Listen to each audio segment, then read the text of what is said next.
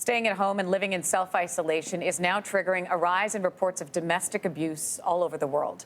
According to the United Nations, reports of domestic violence have increased by 30% in France, 30% since the country's lockdown began March 17th. In Argentina, reports have increased by 25% since the lockdown began there on March 20th.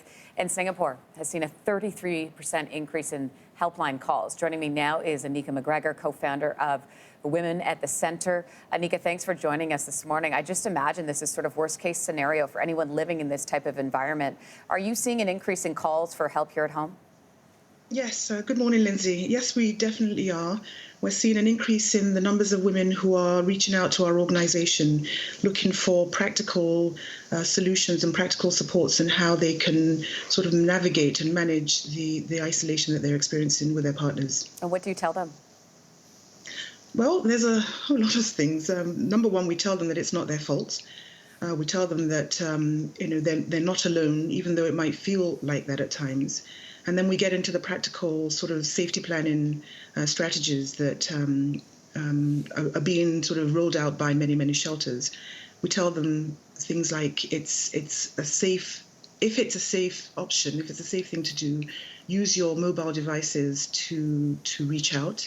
But we know that mobile devices and technology is not always a safe space because abusive partners can have access to them. So we tell women to think about creating safe words that they can share with loved ones who are, living elsewhere. And the code word could be something that they will use so that if the violence is escalating, the other person on the other end of the line could know that there's a risk. And we also tell them that it's important to share those code words, those secret code words with their children, so that in case if the mother is is incapacitated, then the child may be able to use a code word and tell a family member or a colleague. What challenges are you facing from your end? We don't have enough people from our end on my staff. My staff are incredible, but we are swamped with calls right now. We're swamped with the numbers of women who are logging in to join the organization. And we just don't have the capacity in terms of individuals who can be fielding the calls that are coming. We're trying to get our members who are able to learn the strategic planning and the safety planning that we're rolling out. But we just don't have the capacity to deal with that right now. The federal government has pledged $50 million toward emergency shelters. Where else do you want to see that investment going? Well, we think that some part of money should, not the money that's going to shelters and sexual violence centres, but the government should set aside a separate pot of money actually to help support men who are struggling, and I use the word gently, men who are struggling to control their violence and figuring out ways to provide supports to those men, because recognizing that if they don't have supports and they release their violence on their partners and their children, that's when we're sort of dealing with things at the back end.